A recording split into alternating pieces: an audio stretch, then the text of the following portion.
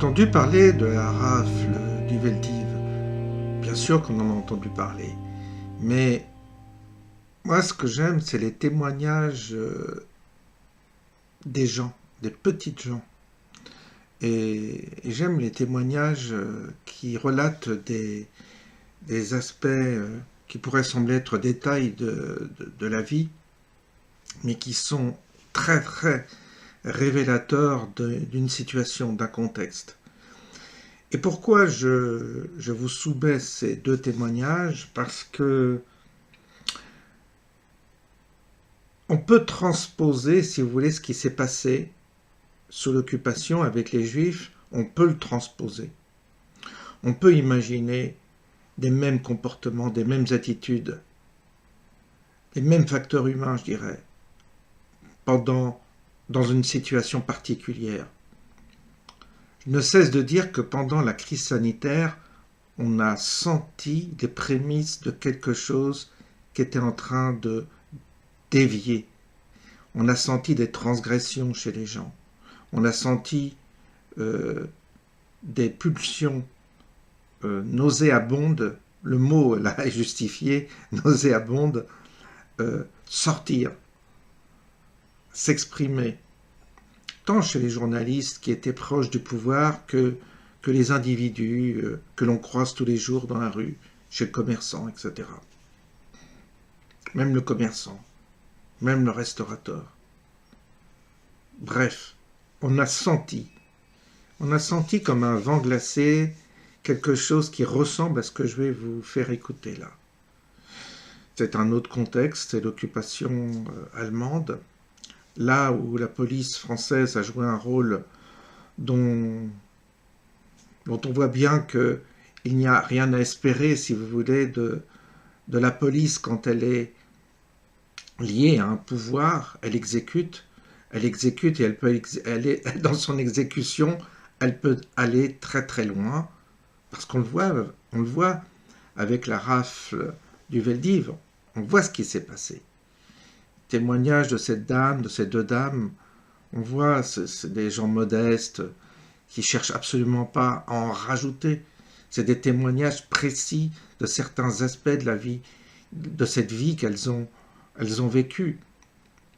Vous allez voir, j'ai mis les liens, si vous voulez entendre totalement leur témoignage, vous pouvez y aller, mais là je sélectionne toujours des séquences très révélatrices de l'état d'esprit, comment l'homme peut être soit héroïque dans ces moments-là, mais en général la population est loin d'être héroïque. Et donc c'est bien, je crois, de s'inspirer de ces événements historiques, d'entendre les témoignages pour se projeter dans un avenir peut-être proche ou pas. En tous les cas, ça nous permet de nous projeter et de nous méfier. Dès aujourd'hui, d'être prudent et de nous méfier.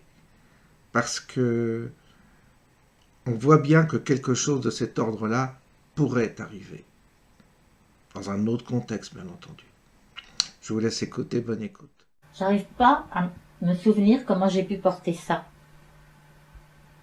J'arrive pas à l'imaginer. Pourtant, je suis sûre que je l'ai porté. Mais j'arrive pas à l'imaginer comment j'ai pu porter ce truc. Les photos d'identité étaient prises de face. Et après l'occupation, c'était obligatoire de les faire de profil parce qu'on reconnaissait la race des gens à l'oreille. Alors, entre autres, les juifs à l'oreille. Donc, on avait tous des photos de profil là.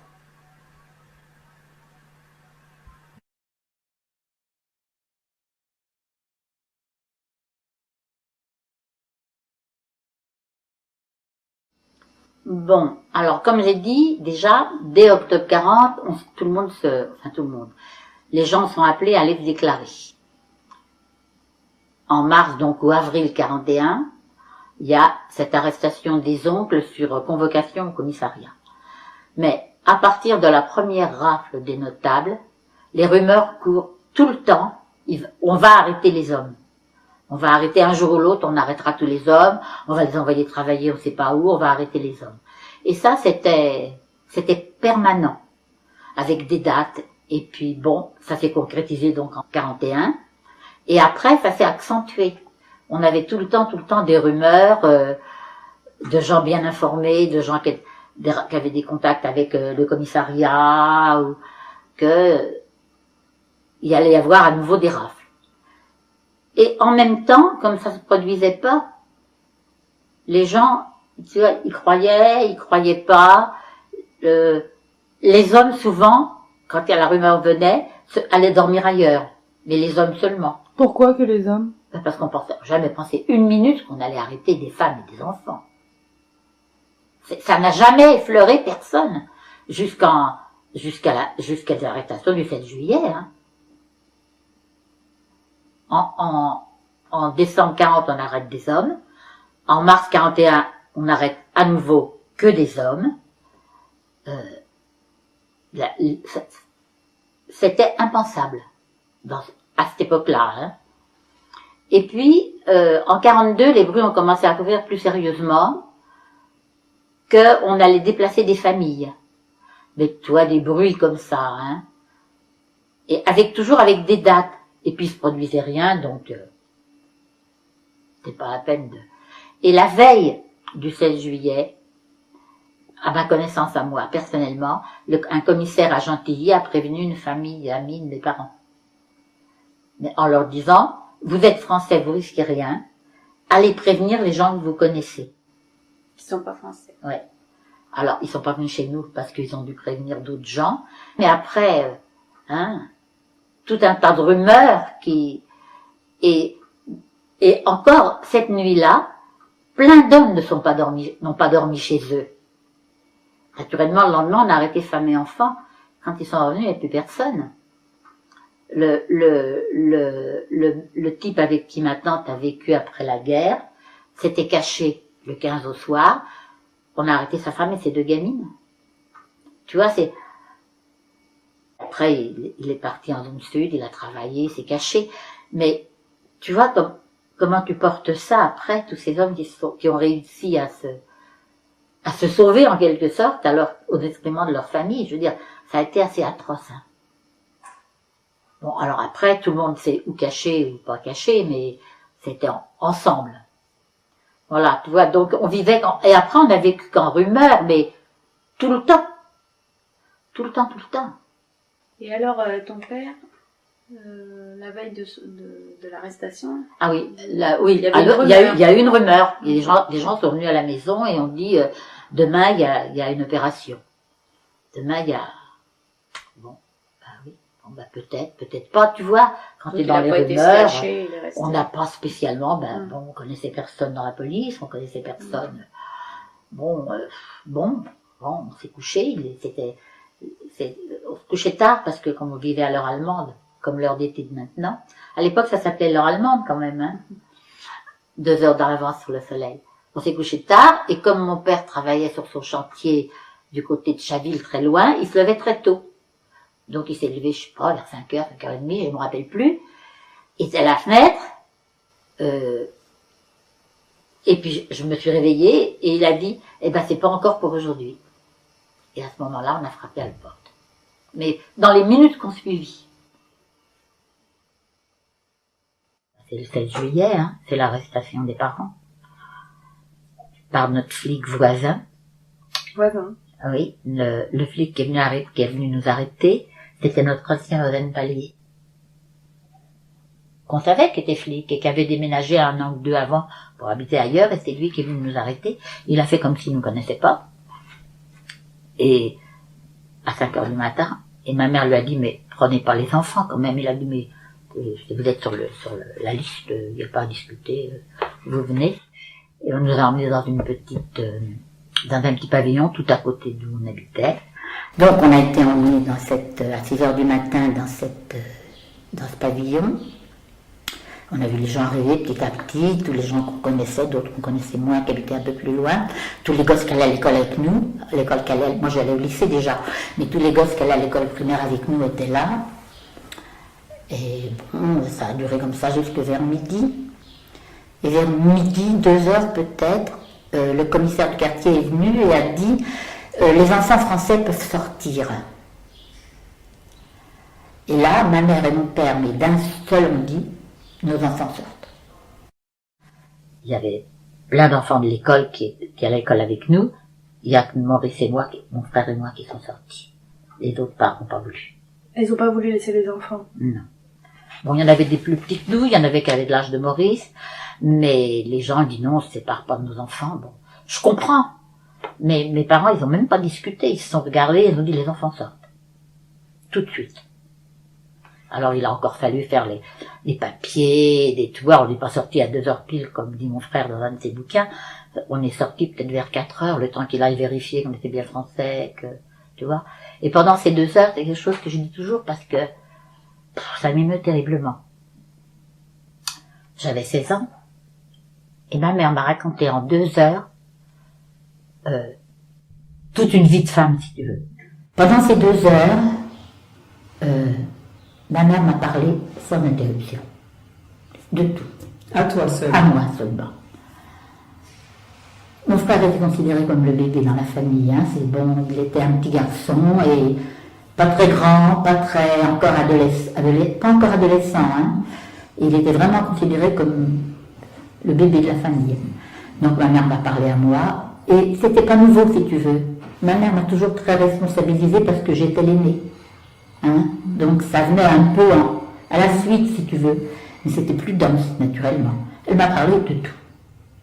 Comment il fallait que je me débrouille, comment il fallait que, si je pouvais, que je continue à aller au lycée, pour pouvoir m'en sortir plus tard. J'allais au lycée, ma mère, elle n'a pas été à l'école. Elle a dû faire un CP, tu vois, à tout casser. Elle écrivait à peu près en yiddish, paraît-il, pas trop mal. En français, elle écrivait complètement phonétiquement. Tu vois, elle n'a aucun sens de l'orthographe, rien. Mais cela dit, c'était une femme très dynamique, très intelligente, très dans la vie, tu vois. Alors, mon père était plutôt plus rêveur. Hein. Et comme j'allais au lycée, ma mère ne m'avait jamais rien laissé toucher. Je n'avais jamais fait ni une vaisselle, ni une lessive, ni toucher un balai, ni... Tu fais tes études, tu vois, c'était... Je venais de passer le brevet, elle était venue m'attendre à la sortie. T'es reçu. Enfin, tu vois, c'était... comment me conduire si jamais j'avais un ami ou un mari. Quand on a un enfant puis qu'on n'en veut pas, parce qu'on d'abord on n'est pas obligé de rester avec le monsieur avec qui on est, il faut avorter. Et elle m'a expliqué comment il fallait faire, et naturellement moi j'ai compris qu'elle avait avorté au moins 2 fois, que j'avais soupçonné qu'il se passait des choses curieuses et que évidemment c'était la confirmation. Après, elle m'a dit comment il fallait tenir une maison, j'avais jamais fait à manger, j'avais jamais fait de commission.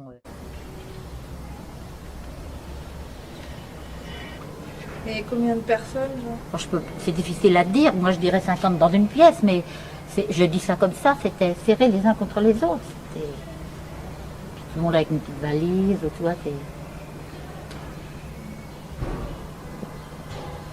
C'était les policiers français qui étaient là pour oui, regarder. C'était eux qui ont arrêté, c'est eux qui ont gardé, c'est eux qui ont mis au Veldiv, c'est eux tout.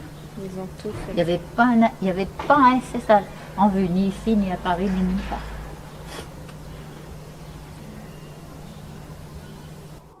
Le 16 juillet, quand je suis rentrée à la maison, ma mère m'avait dit t'iras voir si ma sœur a laissé son gamin, ou si elle l'a emmené. Ça, je l'ai dit. Oui. Elle l'avait laissé. Bon, mais j'ai pris le métro pour aller voir s'il était là. Et bon, j'étais pas dans mon état normal, nous dirons. Donc j'étais pas très bien. J'étais dans la dernière vague. Oui, on avait droit qu'au dernier wagon, hein, dans le métro. Oui. Alors j'étais là debout, puis je me tenais vaguement, et il y a un monsieur, je sais pas moi, un adulte, qui s'est approché de moi et qui m'a dit asseyez-vous, mademoiselle. Il avait tout compris. Il m'a rien dit d'autre. On rentre à la maison, et qui on trouve à la maison? La concierge qui fouillait partout. Qui disait que c'était bon? La concierge, elle s'est dit, ils qu'il y a sont plus plus là, je personne. peux y aller. Et alors, ma mère lui avait dit, pour je sais pas quoi, il y a les clés des armoires dans la cloche. Alors elle cherchait une cloche. Ma mère, elle appelait cloche une espèce de vase en verre dans lequel on met du fouillis, tu sais. Et les clés des armoires étaient là-dedans. Et elle cherchait, persuadée qu'il y avait des trésors dans les armoires. Quand elle nous a vus arriver, elle n'était pas, qu'est-ce que vous venez faire? Ben, on rentre. Elle nous a rendu nos clés. Elle nous a haïs pendant les 2 années restantes. Je peux pas te dire. Je peux pas te dire la haine qu'elle nous a portée. Jusqu'à ce qu'elle parte et une autre concierge très gentille est venue. Elle a jamais pu supporter qu'on la prenne en flagrant délit de fouillage, t'imagines un peu? Elle n'était pas toute seule à avoir fait ça. Hein.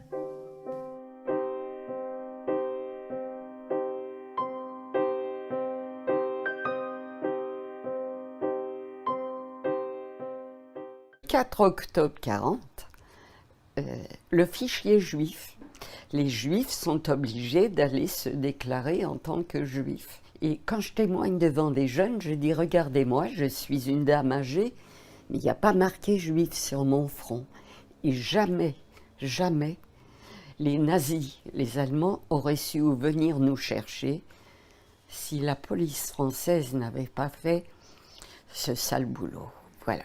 Mon père reste avec nous pendant quelques mois et il reçoit, pour le 14 mai 1941, un billet vert. Prière de se présenter à, pour mon père, c'était à la caserne Mortier. Ma mère, qui a toujours eu beaucoup de prémonitions, lui a dit « N'y va pas, c'est un piège ». Mon père est parti dans le camp de Beaune-la-Rolande, dans le Loiret. On nous a menti jusqu'au bout. On nous a dit qu'on les envoyait pour travailler en Allemagne. Donc mon père part par le convoi numéro 5 le 28 juin 1942 pour Auschwitz. On a convoqué quelques milliers de policiers, on dit 4 000, 5 000, on ne sait pas très exactement combien. Et on leur a remis le fichier juif. À l'aube, de grands coups frappés à la porte. Police, ouvrez, chez mes grands-parents. Ma grand-mère ouvre et on nous dit d'un ton rude « Allez les enfants, habillez-vous vite, vous allez rejoindre votre mère. » Un des policiers nous dit d'un air goguenard « Vous pouvez remercier votre concierge, c'est elle qui nous a dit où vous étiez. » Ma maman, qui est tellement contrariée de nous voir revenir auprès d'elle, elle sentait le danger. On lui dit « Vous avez 5 minutes pour faire votre baluchon ou votre valise, on a encore beaucoup de gens à prendre sur notre liste. » J'ai vu de toutes les portes cochères sortir des femmes et des enfants. J'habitais le 20e arrondissement où il y avait beaucoup de familles juives émigrées. Certaines avaient les petits-enfants dans les bras qui pleuraient parce qu'ils avaient été réveillés en plein sommeil. D'autres qui, comme moi, tenaient la jupe ou la robe de la maman. J'ai vu tout le long du chemin des gens massés sur les trottoirs, d'autres aux fenêtres. Certains faisaient le signe de croix, les larmes aux yeux, tout étonnés. J'en ai vu d'autres nous montrer du doigt en riant. Je portais mon étoile depuis le mois de juin. Nous devions la porter depuis l'âge de 6 ans, j'avais 8 ans. Et je dis toujours que malgré mes 8 ans, j'ai compris que les Parisiens n'étaient pas d'accord quant à notre sort. On nous a emmenés donc, en ce qui me concerne, à la Bellevilloise.